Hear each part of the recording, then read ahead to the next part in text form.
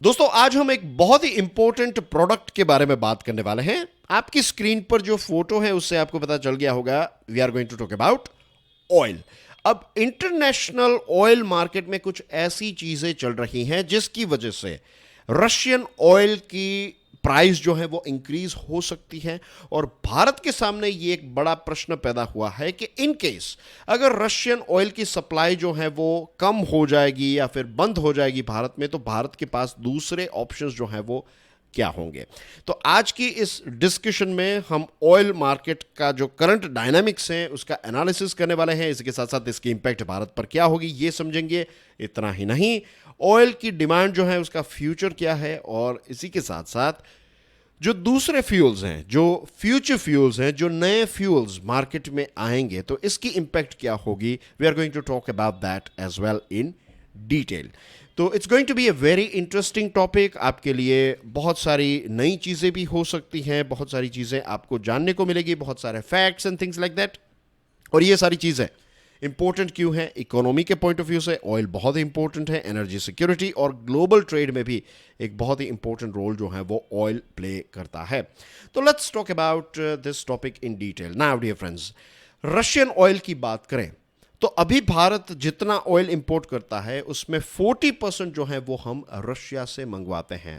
This itself makes Russia a very important supplier for our country India, right. एक प्रकार से आप कह सकते हैं कि हमारी डिपेंडेंसी जो है वो रशिया पर काफ़ी ज़्यादा इंक्रीज हुई है। And I am sure you would be aware about this fact कि रशिया पर हमारी डिपेंडेंसी इसलिए इंक्रीज हुई है क्योंकि रशिया जो है वो डिस्काउंट प्रोवाइड कर रहा है।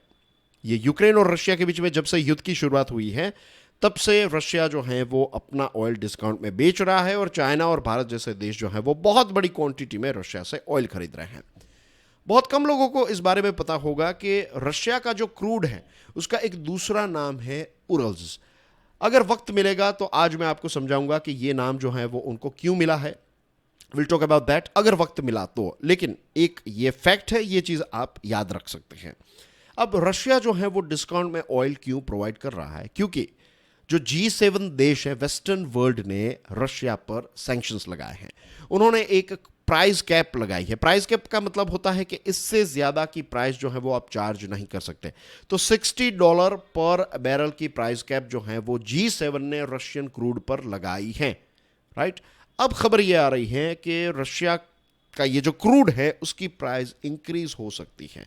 अगर ये प्राइस $60 से ज़्यादा हो जाएगी तो भारत के लिए ये इनएक्सेसिबल हो जाएगा। हम फिर रशिया का क्रूड जो है वो उतनी बड़ी क्वांटिटी में खरीद नहीं पाएंगे। ये डिस्काउंट जो है उसका भी हमें फ़ायदा नहीं मिलेगा।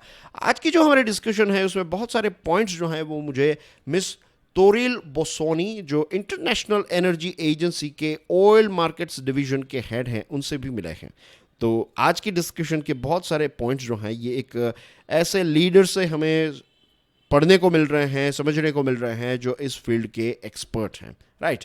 अब प्राइसेस जो हैं दोस्तों भारत जैसे देश के लिए बहुत ही इंपॉर्टेंट चीज़ है, क्योंकि हमारी जो डिमांड है ऑयल की, जितना हमें चाहिए उसका लगभग 85% जितना हम इंपोर्ट करते हैं।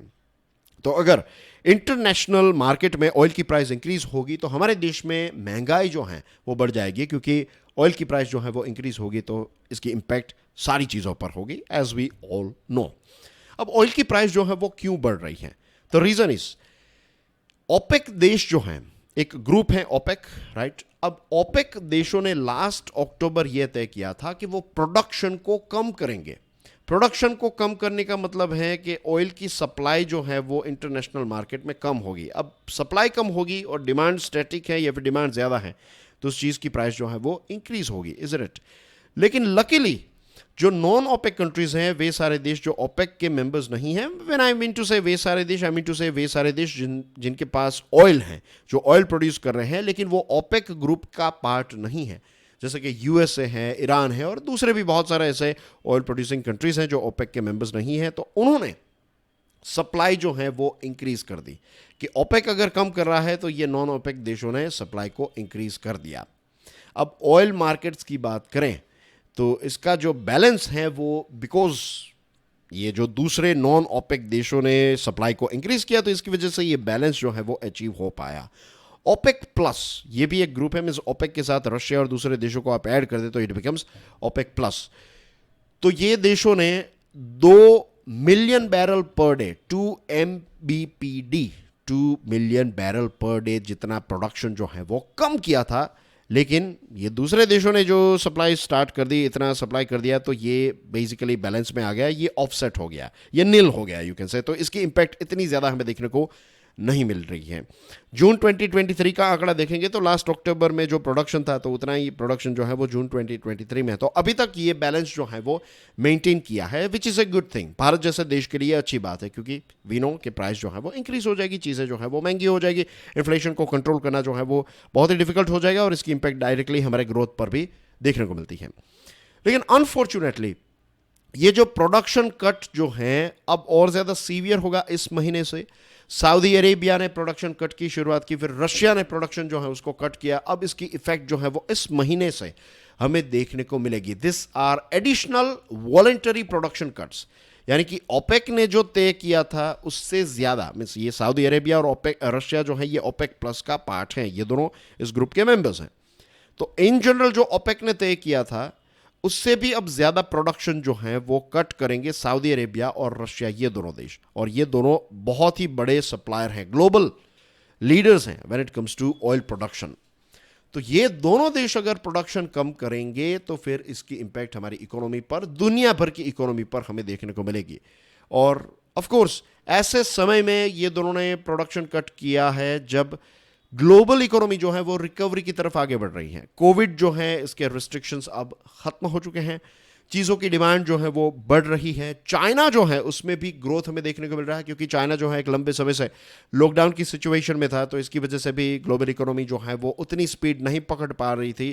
लेकिन अब चाइना जो है उसमें भी ग्रोथ देखने को मिल रहा है, और इसके साथ साथ ग्लोबल एविएशन जो है इसकी भी डिमांड काफ़ी ज़्यादा हो रही है। ग्लोबल एविएशन इंडस्ट्री में डिमांड जो है वो काफ़ी ज़्यादा है, जिसकी वजह से ऑयल की प्राइस, ऑयल की रिक्वायरमेंट काफ़ी ज़्यादा होगी। तो ये सारे समय पर, ऐसे समय में अगर प्रोडक्शन कम होगा, कट होगा, तो पूरी दुनिया पर इसकी इंपैक्ट हमें, नेगेटिव इंपैक्ट हमें देखने को मिलेगी। तो ऑफ कोर्स भारत को एक लॉजिकल अल्टरनेटिव ढूंढना पड़ेगा, राइट, कि अगर रशिया से प्रोडक्शन, मीन्स रशिया प्रोडक्शन कम करेगा तो $60 से ज़्यादा पर बैरल की प्राइस जो है वो ज़्यादा हो जाएगी। तो ये तो हमारे लिए बेनिफिशियल नहीं होगा। तो हम क्या करेंगे, तो हम मिडिल ईस्टर्न कंट्रीज़, भले ही वो ओपेक के ही देश हैं, हम उनके पास जा सकते हैं, उनको कह सकते हैं कि हम आपसे ऑलरेडी ऑयल खरीद रहे हैं, हमें थोड़ा और ऑयल चाहिए, right. It's all about demand and supply. अभी कुछ समय पहले ही इन देशों ने प्रोडक्शन को कम किया है, तो अगर डिमांड बढ़ेगी तो ये थोड़ा बहुत प्रोडक्शन जो है वो इंक्रीज भी कर देंगे, तो इसमें उतना बड़ा कोई इश्यू नहीं होगा। और अगर ओपेक देश ना कर पाए तो नॉन ओपेक कंट्रीज भी हैं, हम उनके पास भी जा सकते हैं और कह सकते हैं कि हमें इतनी प्राइस में, मीन्स नेगोशिएशंस होंगे, बट बेसिकली हम कह सकते हैं कि हमें और ज़्यादा ऑयल की ज़रूरत है, तो हमें और ज़्यादा ऑयल आप प्रोवाइड कीजिए। इसी के साथ साथ एक और इंटरेस्टिंग चीज़ हमें समझनी है, वो ये है कि रशिया जो ऑयल प्रोड्यूस कर रहा है उसका 80% जितना दो देश खरीद रहे हैं। इंडिया और चाइना मिलकर रशिया का 80% जितना ऑयल खरीद रहे हैं। चाइना हमसे ज़्यादा खरीद रहा है, राइट, भारत भी बहुत बड़ी क्वांटिटी खरीद रहा है, और बाकी का 20% जो है उसमें से थोड़ा बहुत रशिया यूज़ करेगा, बाकी का दूसरे देशों को दे देगा, एक्सेट्रा। तो ऐसा नहीं है कि सिर्फ भारत की ही डिपेंडेंसी है। डिपेंडेंसी ये जो है ये बेसिकली म्यूचुअल है, ये 2 वे स्ट्रीट है, ये 1 वे स्ट्रीट नहीं है।